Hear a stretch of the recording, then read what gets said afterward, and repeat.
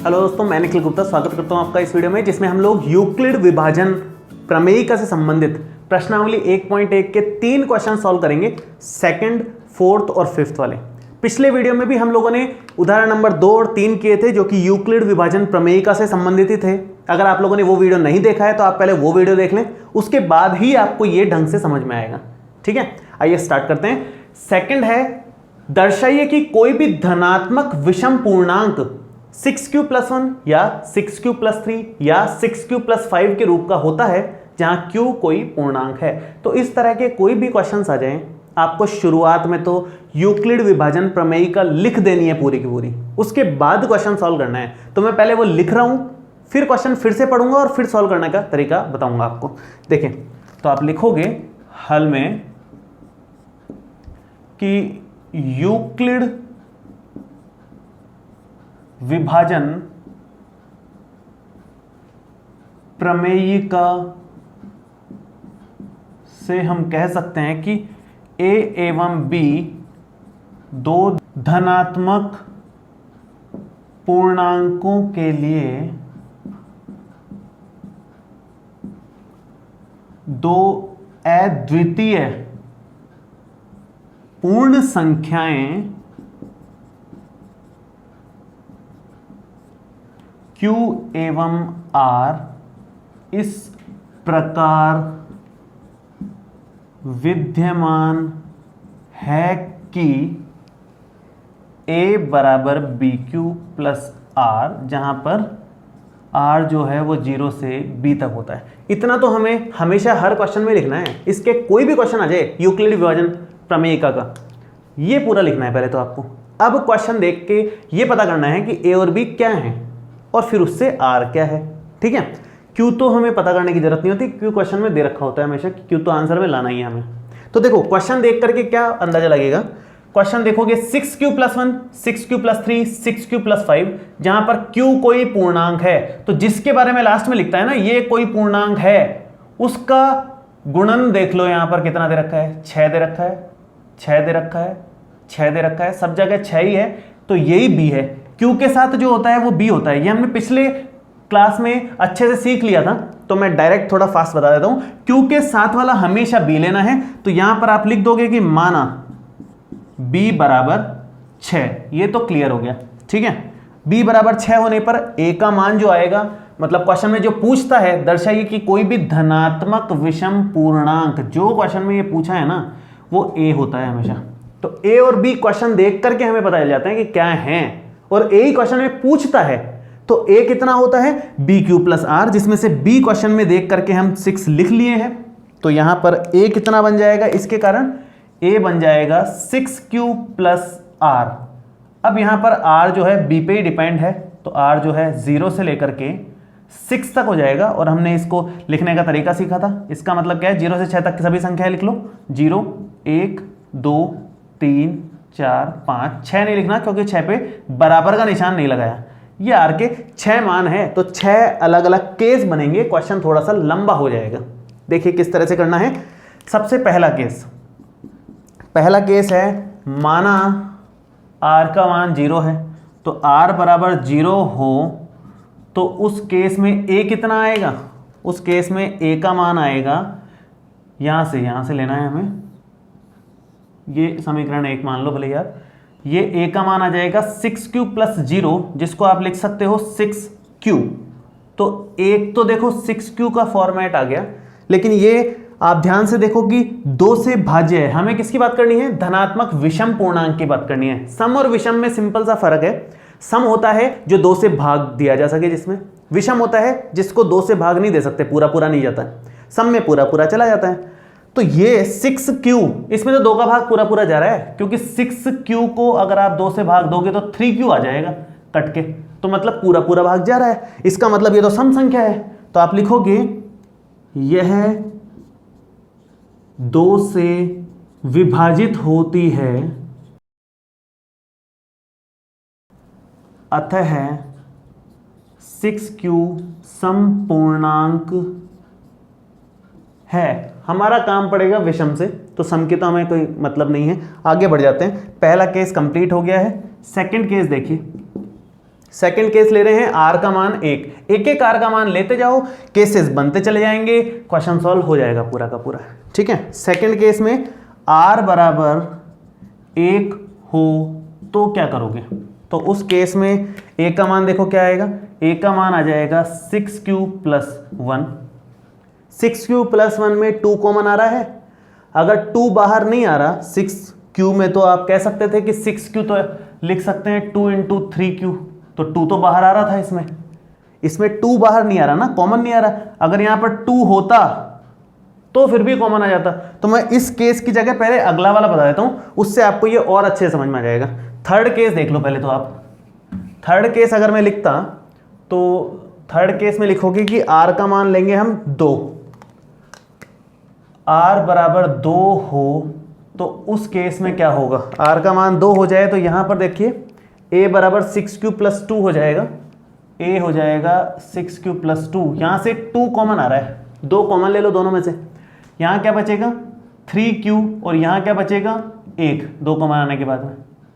अब हमारे पास ऐसी संख्या आ गई जिसमें से 2 बाहर निकल रहा है, तो अगर इसमें 2 का भाग दोगे तो कट के पूरा आंसर निकल जाएगा। अब ये 2 से विभाजित हो सकता है क्योंकि 2 इसका एक गुणनखंड है, तो 2 से भाग आराम से जा रहा है। तो जिसमें 2 से भाग चला जाता है वो सम संख्या होती है। तो यहां पर क्या लिखोगे, यह 2 से विभाज्य है, अतः 6q + 2 जो है सम पूर्णांक है। ये बात आई कंक्लूजन में, सम पूर्णांक है। अब देखो यहां 2 तो कॉमन आ नहीं रहा, तो आप लिखोगे कि यह 2 से विभाजित नहीं होती, अतः 6q + 1 विषम पूर्णांक है। ये लास्ट तक करो, फिर आंसर अपने आप आ जाएगा। पहले हम पूरा आगे तक कर लेते हैं, फिर देखेंगे कंक्लूजन क्या निकला है। 3 केस हमने बना लिए हैं, चौथे केस पे आओ। चौथा केस है भाई आर का मान 3 रखेंगे, तो आर बराबर 3 हो तो क्या रिजल्ट है, आर बराबर 3 रखो। ए बराबर आएगा 6q + 3, ए बराबर आ गया 6q + 3। यहां से 2 तो कॉमन नहीं आ रहा, 3 आ रहा है, तो 3 अगर कॉमन लेते हो तो ये 2q + 1 बनेगा। ना तो ये 2 से डिवाइड होगा, ना ये 2 से डिवाइड होगा। 3 तो 2 से डिवाइड होगा नहीं, ये 2 से डिवाइड होगा ही नहीं, तो पूरा नंबर 2 से डिवाइड नहीं हो पाएगा। 2 से डिवाइड नहीं होगा तो आप लिखोगे कि यह 2 से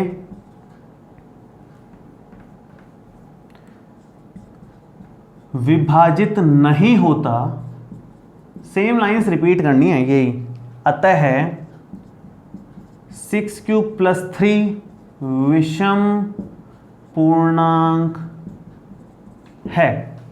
ठीक है, पांचवा केस 4 का नंबर आएगा। आर बराबर 4 हो तो क्या रिजल्ट बनता है भाई, आर बराबर 4 डाल दो, यहां 6q + 4 आ जाएगा। ए का मान आ रहा है 6q + 4। ठीक है, क्वेश्चन सेम पैटर्न का है, बस लंबा जा रहा है, उससे कोई मतलब नहीं है, पैटर्न सबका सेम है। आर का मान रखते जाओ, चेक करते जाओ, बस इतना काम करना है। लिखने का भी पैटर्न सेम है, इसी पैटर्न में लिख रहे हैं, इन दोनों के पैटर्न में सारे के सारे आगे भी। ठीक है, तो अगर यहां पर ध्यान से देखते हो तो 2 कॉमन आ रहा है, 2 कॉमन आ रहा है तो ये बन जाएगा 3q + 2। अब आप ध्यान से देखो, जिसके आगे 2 आ गया तो 2 से डिवाइड चला ही जाएगा ना। जब इसको 2 से डिवाइड दोगे तो ये 2 से 2 कैंसिल हो जाएगा, तो डिवाइड चला ही गया पूरा का पूरा। तो इसका मतलब ये हो गया कि ये जो संख्या हमने लिखी है यह 2 से भाज्य है, अतः 6q + 4 जो संख्या है वो 2 से भाज्य होने के कारण समपूर्णांक है। ये हम इसके बारे में लिख देंगे। छठा और आखिरी केस 5 को लेकर के बनाएंगे, तो यहां पर आप लिखोगे छठा केस है r बराबर 5 हो तो क्या बोलोगे भाई, r बराबर 5 हो तो देखो a बराबर 6q + 5 बन जाएगा, तो a बराबर 6q + 5 बन जाएगा। 2 कॉमन आ रहा है इसमें से, नहीं आ रहा। अगर किसी में से 2 कॉमन नहीं आ रहा, इसका मतलब वो विषम संख्या है, वो 2 से विभाजित नहीं हो रही है। केवल 2 कॉमन आने वाले ही 2 से विभाजित होते हैं। जैसे इसमें आया था 2 कॉमन, इसमें 2 कॉमन आया था तो ये विभाज्य थी, इसमें 2 कॉमन आया था तो ये विभाज्य थी, इसमें नहीं आ रहा तो आप लिखोगे कि यह 2 से विभाजित नहीं होती है, अतः 6q + 5 विषम पूर्णांक है। ये हम लिख दिए यहां पर। अब यहां पर क्या कंक्लूजन आया, हमें किसकी बात करनी थी, हमें विषम पूर्णांक चाहिए थे। तो विषम पूर्णांक देखो कौन कौन से मिले फाइनली। ये विषम पूर्णांक मिला, ये वाला विषम पूर्णांक मिला, मतलब ये वाला। और कौन सा विषम मिला, एक कौन सा ए, ये वाला ए विषम मिला। हमें एक ही मान चाहिए ना, धनात्मक विषम पूर्णांक चाहिए, ए के मान चाहिए विषम वाले, ए के मान विषम वाले, यहां और मिलेगा विषम पूर्णांक। तो ए के 3 मान मिल रहे हैं विषम पूर्णांक, 6q + 1, 6q + 3 और 6q + 5। ये ही हमें सिद्ध करना था। तो इस तरीके से क्वेश्चंस को सॉल्व करना है आपको। क्या पैटर्न है, मैं फिर से रिपीट कर देता हूं एक बार। यूक्लिड विभाजन प्रमेयिका से यहां से लेकर के यहां तक की तो रामायण एक बार हमेशा लिखनी है आपको, ठीक है। उसके बाद इस सूत्र से आगे बढ़ेंगे। इसमें ए बी आर की वैल्यूज क्या है वो क्वेश्चन देख करके समझ में आएगा। ए और बी क्वेश्चन देख के समझ में आएंगे। आर तो खैर बी के हिसाब से चलता है ना। क्यू के साथ में जो भी है, क्यू या बोलो कि जहां लिखा है, जहां क्यू कोई पूर्णांक है, यहां जिसके भी बात चल रही है ना, क्यू की जगह एम भी लिखा हो सकता है। कुछ बुक्स में एम से क्वेश्चन बनते हैं, कुछ में के से बनते हैं, लेकिन यहां जो भी लिखा रहे उसका जो साथ में नंबर लिखा है वो ही बी है, उसी का कोफिशिएंट, उसी का गुणांक बी होता है, फिक्स है। तो बी यहां पर 6 है, 6 लिया, केस बन गए आर के 0 से लेके 6 तक, 0 से लेके 6 तक 6 केस बन गए। 6 केस बनाए, देखा सम कौन सा है, विषम कौन सा है, अपने आप विषम ही निकल गए, कुछ करना नहीं पड़ेगा और एक्स्ट्रा आपको हमेशा ऐसे करना है। 2 क्वेश्चन और ले रहा हूं, दोनों क्वेश्चन बेहद खास क्वेश्चन हैं, थोड़े से अलग हैं। अभी तक जितने भी क्वेश्चंस किए हैं वो सिंपल धनात्मक पूर्णांकों के बारे में चल रहा था। अब धनात्मक पूर्णांकों के वर्ग करेंगे और घन करेंगे, स्क्वायर और क्यूब्स के बारे में बात होगी, तो वो थोड़ा सा अलग पैटर्न हो गया। देखिए चौथा प्रश्न है, यूक्लिड विभाजन प्रमेयिका का प्रयोग करके दर्शाइए कि किसी धनात्मक पूर्णांक का वर्ग। चलिए अब आपको क्लियर हो गया है वैसे भी। तो धनात्मक पूर्णांक का वर्ग करना है। धनात्मक पूर्णांक जो क्वेश्चन में पूछता है ना, उसको हम ए नाम देते हैं। तो ए का वर्ग करना है इस बार, ए नहीं निकालना। अभी तक जितने 3 हमने क्वेश्चंस कर लिए हैं, 2 एग्जाम्पल और 1 क्वेश्चन, उसमें ए निकाला था केवल। अब ए का वर्ग करना है, धनात्मक पूर्णांक का वर्ग करना है। किसी पूर्णांक m के लिए 3m या 3m + 1 के रूप का होता है। मैंने बताया था q की जगह m आ सकता है या कुछ और आ सकता है, तो उसका जो गुणज होगा वो ही आप b लोगे। वैसे भी यहाँ 3 है, 3 के स्क्वायर में भी 3 का ही गुणज आएगा, तो 3 लेना ही ठीक रहेगा यहाँ पर। दूसरी बात, अगर कभी लिख देता है कि किसी पूर्णांक m के लिए, तो जनरली हम वो ही b ले लेते हैं, उसका जो गुणज होता है। चलिए स्टार्ट करें। सबसे पहले तो हम लिखेंगे जो हमने पिछले वाले में भी लिखा था, वो पूरी यूक्लिड विभाजन प्रमेयिका। तो वो क्या होती है देखिए,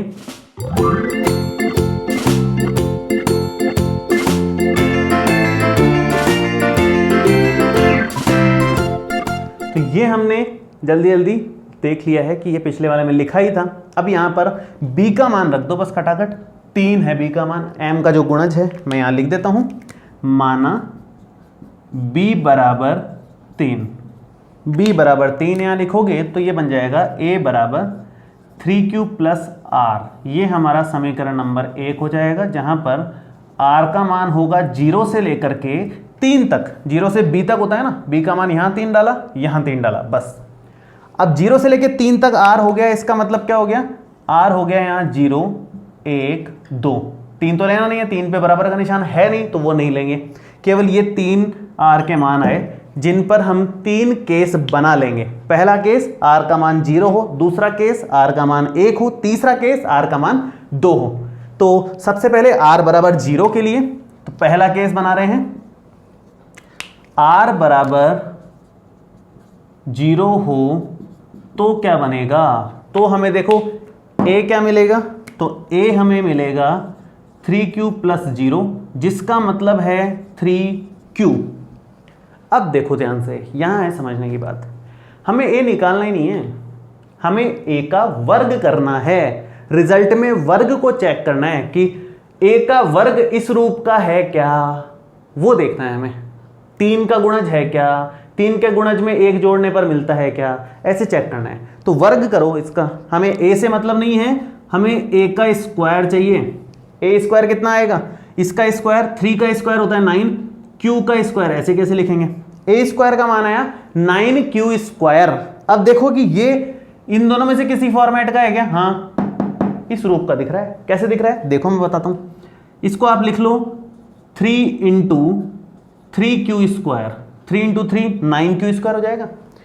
इसको अगर मैं अलग से m मान लूं, m इसने बोला है कोई भी पूर्णांक है, तो ये एक पूर्णांक बन जाएगा जिसको 3 से गुणा करने पर a स्क्वायर मिल रहा है। इसका मतलब 3m फॉर्मेट का ये मिल गया हमें a स्क्वायर। तो आप यहां पर क्या लिखोगे, आप अगली लाइन में लिखोगे माना 3q स्क्वायर बराबर m।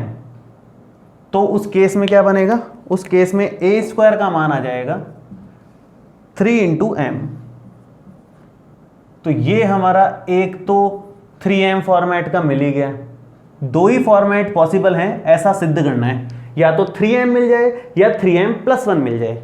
चलो एक तो मिल गया, दूसरा देखते हैं सेकंड केस। ये इक्वेशन नंबर 2 ले लेते हैं हम, है ना, 1 तो यहां ले ही ली थी।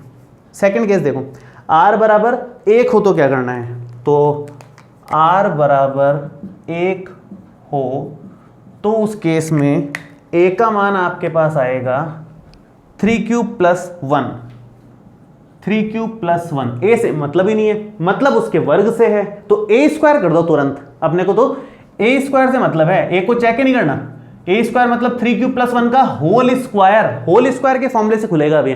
होल स्क्वायर का फॉर्मूला आपको याद होगा, मैं लिख देता हूं अगर याद नहीं है तो। a + b का होल स्क्वायर होता है a square + b square + 2ab।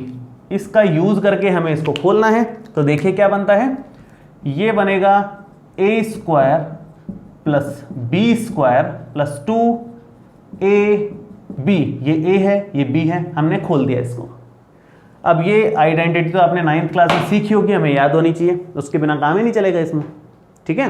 तो आप याद कर लीजिएगा, अगर याद नहीं है तो, याद है तो बहुत अच्छी बात है, सबसे ज़्यादा काम आने वाली है, वैसे याद होनी चाहिए आपको ये।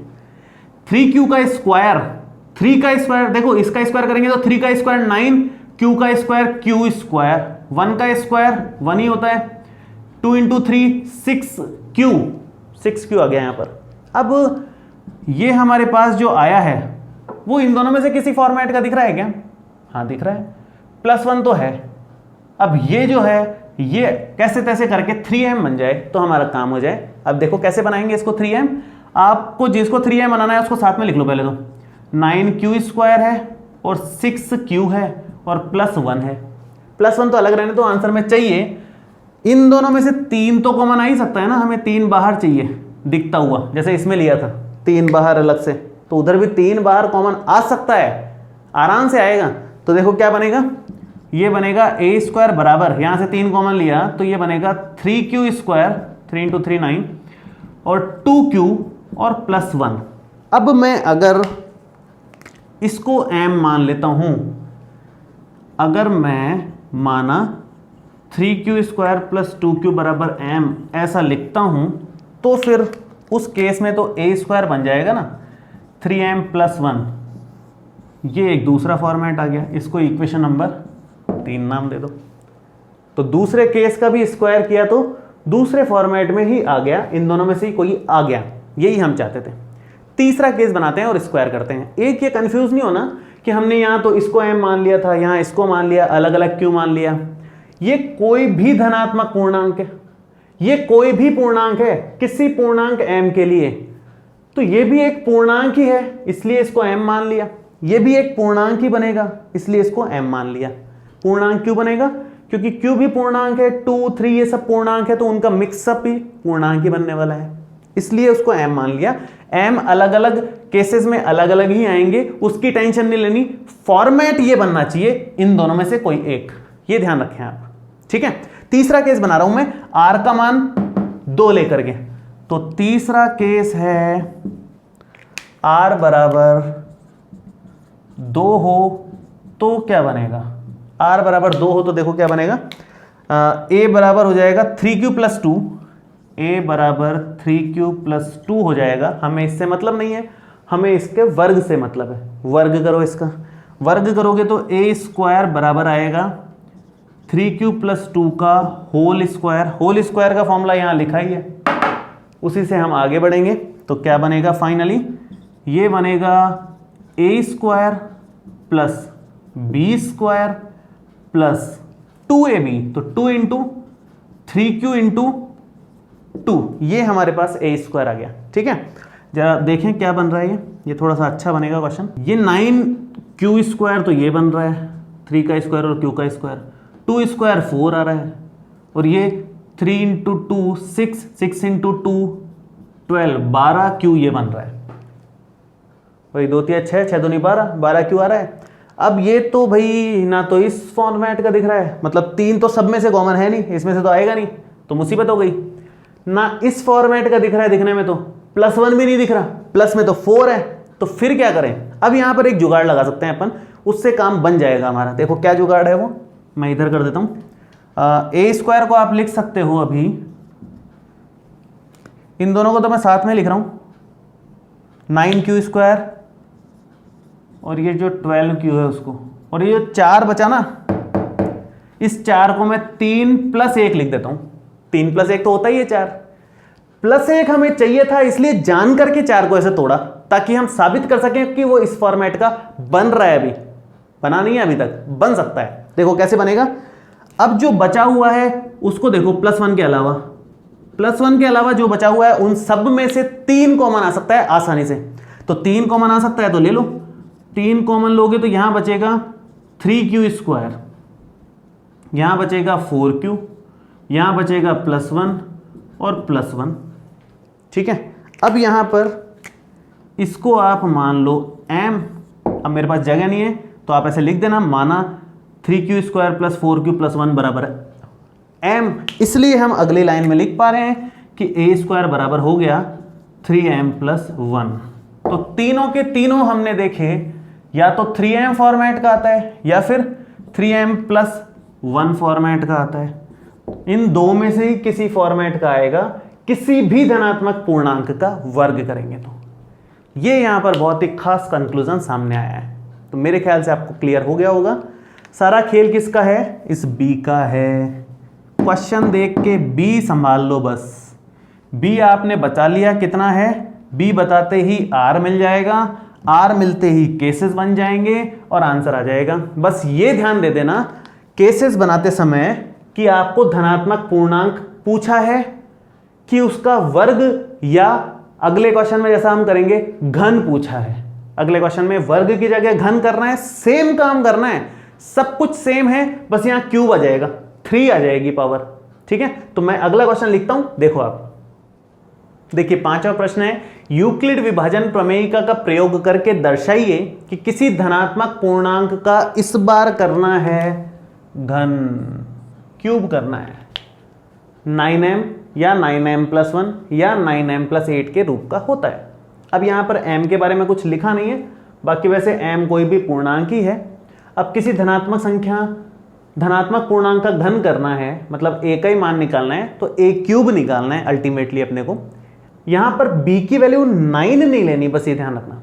9 लोगे तो क्वेश्चन बहुत ज्यादा लंबा निकल जाएगा, 9 केस बन जाएंगे उसमें, बहुत ही ज्यादा लंबा क्वेश्चन निकलेगा, और उन सबका क्यूब भी करना है, घन भी निकालना है, तो बहुत ही ज्यादा लंबा निकल जाएगा। तो ऐसे केस में क्या करना है, आप देखो 9 किसका गुणज है, 3 का ही गुणज है ना, तो आप 3 ले लोगे और उसका क्यूब करोगे तो अपने आप ये फॉर्मेट मिल जाएगा अपने को, कोई दिक्कत नहीं है। 3 का क्यूब करोगे तो 3 के स्क्वायर में ही 9 मिल जाता है, तो क्यूब में तो मिल ही सकता है। 27 तो 3 × 9 ही होता है ना, क्यूब भी करोगे 3 का तो 3 × 9 ही बोलेगा।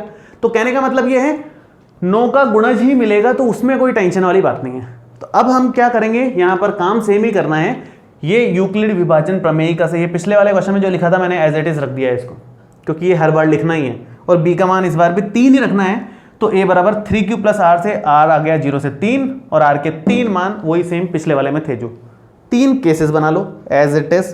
पहला केस r बराबर 0 हो तो उस केस में क्या करना है, तो उस केस में यहां से a बराबर आपके पास आएगा 3q, हमें इसका करना है घन। इस बार घन का मतलब हो गया a क्यूब, जिसका मतलब होगा 3q का क्यूब, जिसको आप लिख सकते हो 3 का क्यूब होता है 27 क्यू क्यूब। इसको आगे क्या करोगे, हमें तो 27 चाहिए नहीं, हमें तो 9 तक चाहिए, तो 9 तो बना ही सकते हैं ना 27 को।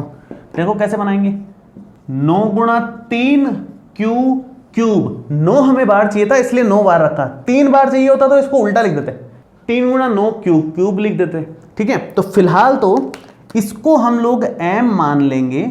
आप लिखोगे कि a क्यूब बराबर 9m ही हो रहा है। कब हो रहा है, अगर हम ये मान लें, माना 3q क्यूब बराबर m, क्योंकि m वैसे भी कोई भी इंटीजर ही आएगा, यहाँ पर पूर्णांक आएगा, लिखा नहीं है हालांकि इसने, लेकिन लिखेंगे वो क्वेश्चन में, लिखना चाहिए था इनको। ठीक है, तो 9m एक फॉर्मेट तो मिल गया। दूसरा r बराबर 1 के लिए चेक करते हैं। अब मुसीबत आएगी वही क्यूब की, तो पहले ही मैं फॉर्मूला लिख दूं आप लोगों के लिए। सेकंड केस है r बराबर 1 के लिए, तो आप लिखोगे r बराबर 1 हो तो क्या आएगा, r बराबर 1 यहाँ लिख दो, a बराबर 3q प्लस 1 हो जाएगा। a बराबर हो गया है 3q प्लस 1, हमें a से मतलब नहीं है, उसका करना है क्यूब, तो a क्यूब आ जाएगा आपका 3q प्लस 1 का क्यूब, जिसका मतलब है क्यूब। अब क्यूब का फॉर्मूला, ये थोड़ी समस्या वाली बात हो गई, क्यूब का फॉर्मूला मैं लिख देता हूं ऊपर ही, क्योंकि हमें आगे भी काम देगा। a प्लस बी का क्यूब होता है a cube plus B cube plus 3a square B plus 3ab square. ये सब 9th के फॉर्मूलेज हैं जो हमारे काम आ रहे हैं, हमें याद रखने हैं ये। ठीक है, इसका उपयोग यहाँ पर कर रहे हैं हम। देखो किस तरह से, a और b दोनों का क्यूब करो तो a cube plus b cube plus 3a square B, तो a स्क्वायर और b प्लस 3a और b स्क्वायर 1 स्क्वायर। ठीक है, ये हमने a प्लस बी का होल क्यूब खोल दिया। अब देखो क्या बनता है, ये बन रहा है, इसका क्यूब करोगे तो 3 का क्यूब तो होता है 27 और q क्यूब 1 का क्यूब 1, ये देखो 3 तो बाहर है, 3 का स्क्वायर 9, मैं एक बार लिख ही देता हूं इसको, 9q स्क्वायर आएगा ये, और ये बनेगा 3 तिया 9q। ठीक है, तो a क्यूब प्लस 1 देखो यहां पर दिख रहा है अपने को। ठीक है, प्लस 1 दिख रहा है, तो प्लस 1 हमें चाहिए भी, तो ये फॉर्मेट बनता हुआ नजर आ रहा है, अभी बना नहीं है, बनाने की कोशिश कर रहे हैं। देखो प्लस 1 को अलग लिखेंगे, बाकी सबको एक साथ, 27q क्यूब प्लस में पहले ये लिख रहा हूं 9 तिया 27 ही आएगा q स्क्वायर, और ये बनेगा 9q, और प्लस में एक लास्ट में, वो तो हमें चाहिए, और जो बाकी बच गया वो नहीं चाहिए, उसकी जगह 9m चाहिए, तो यहां से 9 कॉमन ले लो, जो चाहिए यहां पर वो कॉमन ले लो। कॉमन आ रहा है इसका मतलब सही हो गया काम, नहीं आ रहा होता तो फिर ये गड़बड़ हो जाती। मान लो इसमें से 9 कॉमन ही नहीं आ रहा होता तो फिर गड़बड़ हो जाती। अभी कोई गड़बड़ नहीं है, अगर 9 कॉमन आ रहा है तो कॉमन ले लो यहां से, ये बन जाएगा हमारा 9 कॉमन आने के बाद में 3q स्क्वायर प्लस में 3 यहाँ क्यूब आएगा, प्लस में q और प्लस में 1। अब ये जो बचा है इसको हम m मान लेंगे, यहाँ अगली लाइन में लिख रहा हूं मैं, माना 3q क्यूब प्लस में 3q स्क्वायर प्लस में q बराबर m, और ये बन जाएगा a क्यूब बराबर 9m प्लस 1। अगला फॉर्मेट ये आया, पहला फॉर्मेट 9m आ गया था, तो धनात्मक संख्या का क्यूब करने पर या तो ये आ रहा है, दूसरे केस में ये आ रहा है, एक और केस लेंगे तो अब यही बचा है, फिर ये आना चाहिए तब तो सही हो गया, नहीं तो गड़बड़ है। तो तीसरा केस बनाते हैं। तीसरा केस अगर आप बनाओगे तो यहां लिखोगे कि r बराबर 2 हो तो उस केस में क्या करना है, r बराबर 2 ले लो भाई, r बराबर 2 यहां लिया, a आ जाएगा यहां पर 3q प्लस 2। ठीक है, हमें करना है क्यूब, तो तो क्यूब ले लो इसका, a क्यूब ये बनेगा 3q प्लस 2 का होल क्यूब। देखो क्यूब कितना आएगा, क्यूब कर लो, a cube plus b cube plus 3a square b, a square और b प्लस 3a और b स्क्वायर। ठीक है, ये हमारा बन गया फाइनली।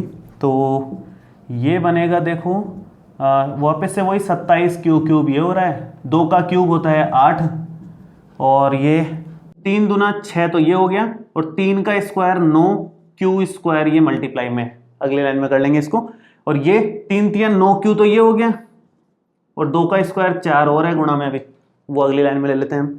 प्लस 8 मिल गया भाई, ये खुशी की बात है, एक प्लस 8 मिल गया, तो इसको अलग ही रखें। ठीक है, अलग रखोगे तो क्या बनता है, ये बन रहा है a क्यूब बराबर 27 क्यू क्यूब प्लस में 9 6 54 क्यू स्क्वायर प्लस में 9 चौक 36 क्यू और प्लस में 8 आ रहा है। ठीक है, अब प्लस 8 के अलावा जो बचा है उसमें अगर 9 कॉमन आ गया तो हमारा काम बन गया, नहीं तो गड़बड़ है। अब चेक कर लेते हैं, ये मैंने गलत लिख दिया, 36 आएगा ना, 9 चौक 36। इन सब में आप नोटिस करोगे 9 कॉमन आ रहा है, अच्छी बात ये है खुशी की। तो 9 कॉमन अगर आ गया है तो 9 कॉमन लेके यहाँ लिखो 3q क्यूब प्लस में 9 6 54 तो 6q स्क्वायर प्लस में 9 चौक 36 तो 4q प्लस 8। अब आप क्या करोगे, जगह की फिर से शॉर्टेज, इसको आप m मान लो कि ये m है, m हर प्रश्न में अलग आएगा पिछले बार की तरह। इसको भी m माना था मैंने, लिखा नहीं लिख दिया इसको, तो यहाँ लिख दिया, यहाँ आप लिख लेना। तो उस केस में a क्यूब क्या बन जाएगा, a क्यूब उस केस में बन जाएगा यहाँ से 9m प्लस 8, और ये हमारा फाइनली आंसर आ गया। तो मेरे ख्याल से अब इस तरह के क्वेश्चंस आप सॉल्व कर सकते हो आराम से।